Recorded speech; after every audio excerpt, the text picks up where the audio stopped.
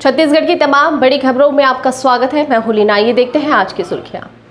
गरीब परिवारों को 5 माह का चावल निःशुल्क, 2 करोड़ 51 लाख लोगों को मिलेगा लाभ। दबाव के चलते रोकना पड़ा शिक्षक भर्ती आंदोलन, संघ अध्यक्ष ने पुलिस प्रशासन पर लगाया आरोप। सीजी पोर्टल बंद होगा, बढ़ेगा टीके का टेंशन, स्वास्थ्य मंत्री ने कहा कि अब केंद्र के कोविन पोर्टल पर होगा रजिस्ट्रेशन। प्राइवेट हॉस्पिटल में वैक्सीन की दरें तय, रेट लिस्ट से ज्यादा नहीं ले पाएंगे हॉस्पिटल। और 12वीं की परीक्षा रद्द करने की मांग, भाजपा नेताओं ने राज्यपाल से की मुलाकात। अब देखते हैं खबर विस्तार से। कोरोना संक्रमण काल के बीच राज्य सरकार ने गरीब परिवारों को बड़ी राहत देते हुए 5 महीने का चावल निःशुल्क देने की घोषणा की है। सीएम भूपेश बघेल ने जुलाई से नवंबर तक सभी बीपीएल राशन कार्ड धारकों के साथ ही सभी राशन कार्ड धारकों को पीएम गरीब कल्याण योजना जितना निःशुल्क चावल देने की घोषणा की है। सीएम की इस घोषणा से राज्य के 86,90,987 राशन कार्ड के 2,51,46,424 सदस्यों को लाभ मिलेगा। गौरतलब है कि राज्य सरकार द्वारा गरीब एवं जरूरतमंद परिवारों को राहत प्रदान करने के लिए सार्वजनिक वितरण प्रणाली के तहत माह, मई एवं जून का चावल भी निःशुल्क दिया गया है। इस फैसले से प्रदेश के अंत्योदय, प्राथमिकता वाले राशन कार्ड, अन्नपूर्णा एवं निराश्रित तथा निःशक्त जन को जारी राशन कार्ड धारकों को लाभ मिलेगा। डीएड संघ के अध्यक्ष ने शिक्षक भर्ती के आंदोलन को स्थगित करने को लेकर पुलिस प्रशासन पर गंभीर आरोप लगाए हैं। संघ के अध्यक्ष दाऊद खान ने अधिकारियों पर धमकी देने और जीना दुभर कर देने का गंभीर आरोप लगाया है। दाऊद खान ने मीडिया के समक्ष कहा कि हमें साफ तौर पर आंदोलन के लिए मना किया गया और कहा गया कि जो पदाधिकारी हैं उनका जीना दुभर कर दिया जाएगा, उन्हें कहीं भी नौकरी नहीं मिल पाएगी। हमें धमकाया गया। हमें साफ तौर पर मना किया गया कि अगर आप लोगों ने कोई भी आंदोलन किया तो आप लोग कोरोना गाइडलाइन जो बना हुआ है उसकी अवहेलना करेंगे। अगर आप लोगों ने कोई भी आंदोलन किया तो आप लोगों के ऊपर दंडात्मक कार्यवाही की जाएगी और जो पदाधिकारी हैं उनका जीना दुभर कर दिया जाएगा, उन्हें कहीं पर भी नौकरी नहीं मिल पाएगी करके हमें साफ तौर पर चेतावनी दी गई। गौरतलब है कि पूर्व मुख्यमंत्री डॉक्टर रमन सिंह ने ट्वीट करके दावा किया कि 8 जून को प्रस्तावित डीएड बीएड प्रशिक्षुओं के आंदोलन को दबाने के लिए पुलिस ने संघ के पदाधिकारियों को हिरासत में ले लिया। हालांकि बाद में पुलिस ने ट्वीट करके बताया कि किसी पर भी कार्रवाई नहीं की गई है। इस मुद्दे को लेकर कांग्रेस ने डॉक्टर रमन सिंह की जमकर खिल्ली उड़ाई, मगर संघ के अध्यक्ष की बात माने तो उन्होंने काफी दबाव में अपने आंदोलन को स्थगित किया है।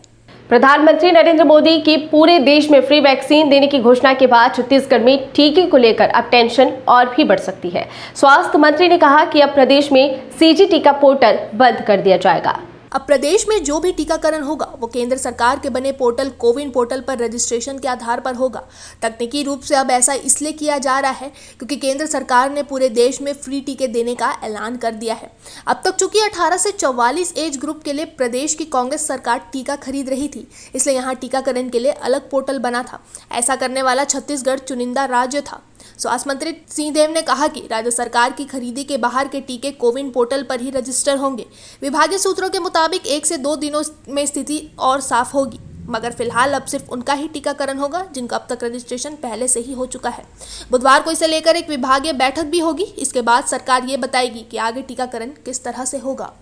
केंद्र सरकार ने प्राइवेट अस्पतालों में दिए जाने वाले कोरोना वैक्सीन का मैक्सिमम रेट तय कर दिया है, यानी प्राइवेट अस्पताल अब सरकार की तरफ से तय रेट से ज्यादा पैसा नहीं वसूल सकेंगे। स्वास्थ्य मंत्रालय की तरफ से एक आदेश जारी कर बताया गया है कि प्राइवेट अस्पताल कोविशील्ड वैक्सीन के लिए 780 रुपये, कोवैक्सीन के लिए 1410 और स्पुतनिक वी के लिए ज़्यादा से ज़्यादा 1145 रुपये वसूल कर सकते हैं। वैक्सीन के रेट निर्धारित करने के साथ हर रोज इसकी निगरानी भी की जाएगी। सरकार की तरफ से जारी कीमत से ज़्यादा रेट वसूलने पर प्राइवेट कोविड वैक्सीनेशन सेंटर के खिलाफ सख्त कार्रवाई भी की जाएगी। केंद्र ने राज्यों से कहा है कि 150 रुपये सर्विस चार्ज से ज़्यादा प्राइवेट अस्पताल ना लें। इनकी निगरानी राज्य सरकारों को करनी है। भारतीय जनता युवा मोर्चा के कार्यकर्ताओं ने राज्यपाल से मुलाकात की। इस दौरान एक ज्ञापन सौंपते हुए कहा कि विद्यार्थियों को कोरोना के संक्रमण से बचाने के लिए 12वीं की परीक्षा भी निरस्त कर दी जाए।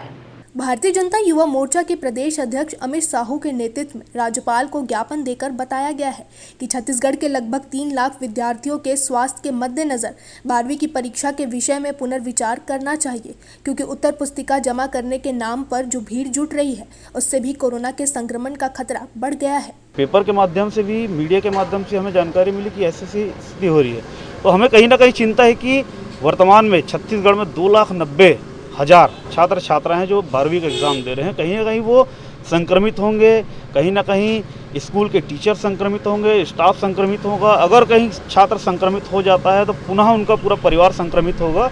इस आशंका को देखते हुए जैसे कि 10वीं में सभी छात्र छात्राओं को राज्य शासन ने पास किया है, वैसा ही हमारी मांग ये है कि 12वीं के भी छात्र छात्राओं को उसी प्रकार से पदोन्नत किया जाए, उनके पूर्व के मार्क को देखते हुए उनको भी पास किया जाए। ऐसी मांग लेकर हम राज्यपाल महामहिम महोदय जी के पास इस मांग को लेकर आए थे। भाजयुमो प्रदेश अध्यक्ष अमित साहू ने कहा कि संक्रमण के खतरे को देखते हुए सीबीएसई की परीक्षा रद्द कर दी गई है। अन्य कई राज्यों ने 12वीं की परीक्षा रद्द कर दी है। ऐसे में छत्तीसगढ़ सरकार को हठधर्मिता छोड़ इस विषय पर पुनर्विचार करना चाहिए। उन्होंने आरोप लगाया कि मुख्यमंत्री भूपेश बघेल इस मामले में अपने केंद्र नेतृत्व को भी गंभीरता से नहीं ले रहे हैं। कांग्रेस महासचिव प्रियंका वाड्रा ने सभी राज्यों से छात्र हित में परीक्षा रद्द करने की मांग की है। उत्तर प्रदेश के साथ ही कांग्रेस शासित राजस्थान जैसे कई अन्य राज्यों में भी परीक्षाएं रद्द कर दी गई हैं, मगर छत्तीसगढ़ की भूपेश सरकार आंसर शीट जमा करने के नाम पर स्कूल में भीड़ जुटा रही है। ये बच्चों के स्वास्थ्य के साथ खिलवाड़ नहीं तो और क्या है। तेंदुपत्ता खरीदी को लेकर भाजपा प्रदेश प्रवक्ता और पूर्व मंत्री केदार कश्यप ने प्रदेश सरकार को घेरते हुए कहा कि वनवासियों की आर्थिक उपार्जन का मुख्य जरिया तेंदुपत्ता होता है।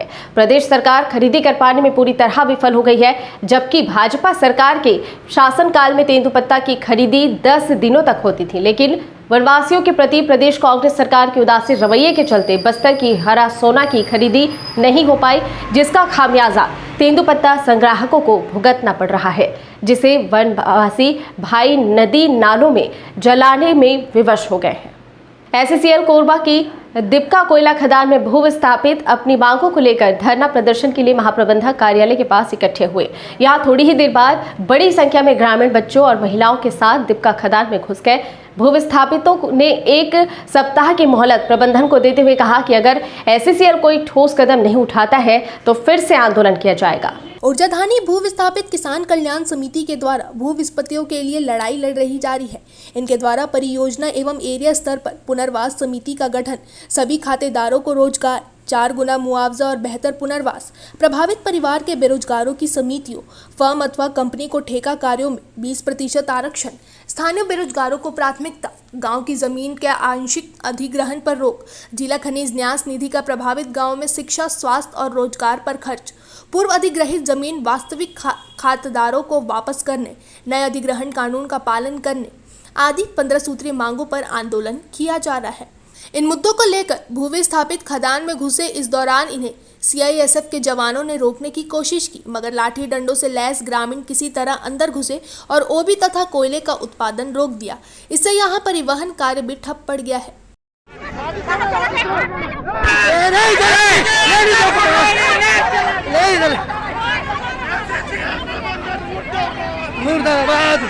भू विस्थापितों से वार्ता के लिए दीपका परियोजना के डिप्टी जीएम शशांक कुमार देवांगन व प्रशासन की ओर से नायब तहसीलदार शशि भूषण सोनी पहुंचे, किंतु वार्ता का प्रस्ताव ठुकरा दिया गया। हालांकि भू विस्थापितों ने अपनी मांगों के संबंध में सीएमडी स्तर पर 1 सप्ताह के भीतर वार्ता कर समस्याओं का समाधान करने की मांग रखी और आंदोलन स्थगित कर दिया गया। 1 सप्ताह में समाधान न हुआ तो इसके बाद अनिश्चितकालीन खदान बंद की चेतावनी भी दी गई है। छत्तीसगढ़ में कोरोना से मौत का आंकड़ा 2 महीने बाद कल सबसे कम रहा है। कल प्रदेश में सिर्फ 14 लोगों की मौत हुई है, वहीं मरीजों की संख्या में आज फिर कमी आई है। छत्तीसगढ़ के लिहाज से अब ये राहत वाली खबर है। प्रदेश भर में 24 घंटे में कल 1102 मरीज मिले हैं। वहीं मरीजों के स्वस्थ होने का आंकड़ा 2 गुना रहा है। कल कुल 2307 मरीज स्वस्थ हुए हैं। वहीं एक्टिव केस की संख्या घटकर अब 19,471 रह गई है। छत्तीसगढ़ में मरीजों को लेकर राहत की खबर यह है कि प्रदेश के किसी भी जिले में मरीजों का आंकड़ा 100 से ज़्यादा नहीं है। सबसे ज़्यादा 81 मरीज जशपुर में, जबकि रायपुर में 77, बस्तर में 74 मरीज मिले हैं। रायपुर में 1 भी मौत नहीं हुई है। राजनांदगांव, बालोद और जांजगीर में 2-2 मौतें हुई हैं। छत्तीसगढ़ के उत्तर से लेकर पश्चिम और दक्षिण पश्चिम जिलों में कई जगहों पर मंगलवार को दोपहर बाद हल्की से मध्यम बारिश हुई। राजधानी में देर शाम जमकर बारिश हुई।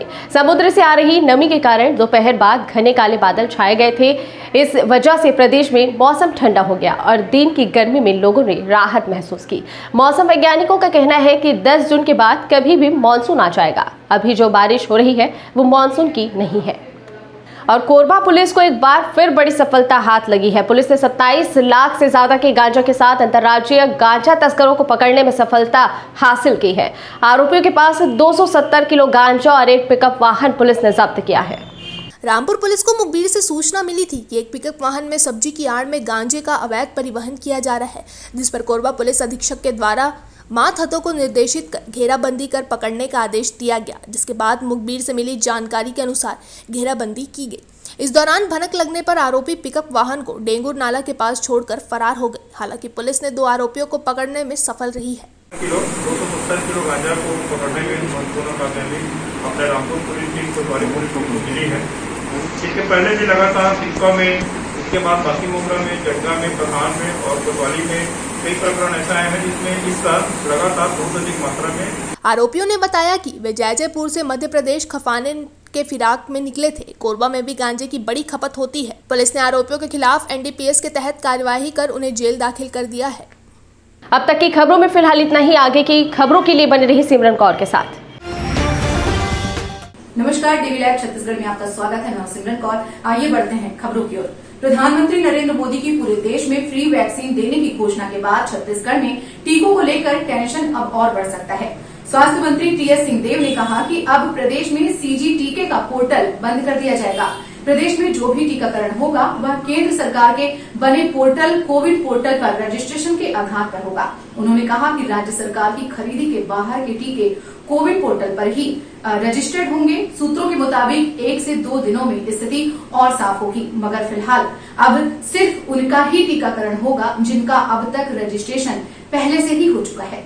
भारतीय जनता युवा मोर्चा के कार्यकर्ताओं ने राज्यपाल से मुलाकात की। राजधानी रायपुर में भाजयुमो का एक प्रतिनिधि मंडल प्रदेश अध्यक्ष अमित साहू की अगुवाई में राजभवन पहुंचा। उन्होंने राज्यपाल को ज्ञापन देकर कहा कि छत्तीसगढ़ के लगभग 3 लाख विद्यार्थियों के स्वास्थ्य के मद्देनजर 12वीं की परीक्षा के विषय में पुनर्विचार करना चाहिए। उत्तर पुस्तिका जमा करने के नाम पर भी भीड़ जुटने की वजह से इस प्रक्रिया पर तत्काल रोक लगाने की मांग भी भाजयुमो द्वारा की गई। छत्तीसगढ़ के प्रशिक्षित D.Ed.B.Ed संघ रायपुर में धरना प्रदर्शन रैली का कार्यक्रम मंगलवार को तय था, मगर यह हो न सका। दरअसल सोमवार रात से यह खबर वायरल होने लगी कि इस संघ के प्रदेश अध्यक्ष दाऊद खान को पुलिस ने विरोध प्रदर्शन से पहले ही गिरफ्तार कर लिया है। प्रदेश के पूर्व CM डॉक्टर रमन सिंह ने अपने ट्विटर पर इस गिरफ्तारी का जिक्र भी किया था।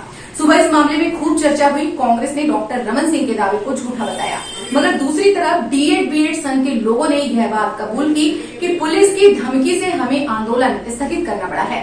संघ के मुताबिक शिक्षा मंत्री ने 2 दिनों का समय मांगा है। उन्होंने कहा कि वह शिक्षकों की भर्ती को लेकर CM भूपेश बघेल से चर्चा के बाद तारीख का ऐलान करेंगे, जिसमें चुने गए शिक्षकों की नियुक्ति की प्रक्रिया होगी। अमित जोगी और बस्तर कलेक्टर के बीच हुआ विवाद। अमित जोगी ने प्रधानमंत्री को चिट्ठी लिखकर कहा, बस्तर कलेक्टर को करें निष्कासित। छत्तीसगढ़ जनता कांग्रेस के अध्यक्ष अमित जोगी ने कहा कि बस्तर के कलेक्टर रजत बंसल को विपक्षी दलों के नेताओं के फोन उठाने का इतना भी शिष्टाचार बाकी नहीं है कि वह जनता की बाधित समस्याओं का निराकरण कर सके।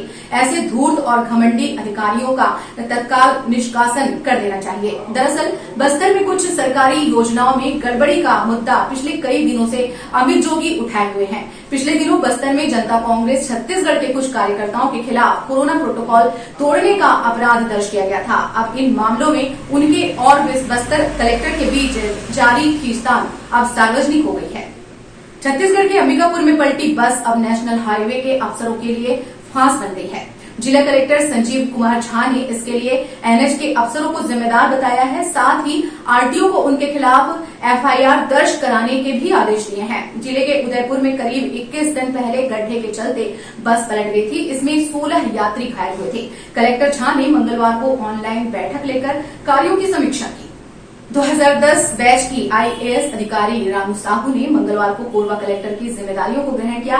कोरबा कलेक्टर पद की जिम्मेदारी लेने से पहले Ranu Sahu GST commissioner MD पर्यटन मंडल की कमान संभाल रही थी, पर वहां प्रभार लेने के बाद रानू साहू ने जिला प्रशासन के प्रमुख अधिकारियों से चर्चा की। इस दौरान उन्होंने स्पष्ट किया कि शासन की जन कल्याणकारी योजनाओं को प्राथमिकता के साथ अंजाम तक पहुंचाना है। मंगलवार को जांजगीर चांपा के नए कलेक्टर जितेंद्र शुक्ला ने दोपहर को पदभार लिया। जिम्मेदारी संभालने के बाद जिला प्रशासन के सभी अधिकारियों के साथ बैठकर मिलजुल कर काम करने को कहा। इस दौरान जितेंद्र शुक्ला ने स्पष्ट किया कि कामकाज के दौरान जन भावनाओं का सम्मान करने के साथ शासन की नीतियों को गंभीरता के साथ लागू किया जाए। खबरों में फिलहाल इतना ही। बने रहिए डीवी लाइव छत्तीसगढ़ के साथ। नमस्कार।